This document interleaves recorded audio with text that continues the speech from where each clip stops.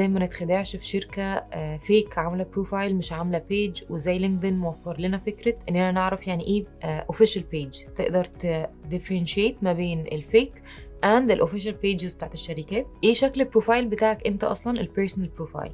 هنخش على كل تفصيلة من دول and then هشرح ازاي تقدر تعمل السي في through ان اللينكدين بروفايل بتاعك يكون كامل، ازاي تقدر تعمل جوب ابليكيشن على البيجز بتاعت لينكدين بتاعت الشركات المختلفة عن طريق الجوب سلوتس اللي هم بينزلوها، ولو هي بتريفير للويب سايت ازاي نقدر نروح للويب سايت ونكمل الجوب ابليكيشن. برضو I'll show you your own profile.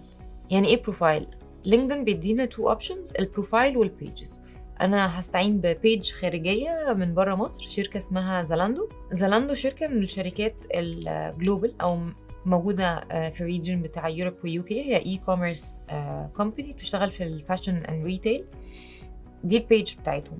ف whenever you go for page بتاعت شركة بتلاقي اسم الشركة هنا، عندهم الكفر فوتو بتاعتهم، البروفايل بيكتشر، بتلاقيهم عندهم شوية حاجات هنا مختلفة عن شكل البروفايل.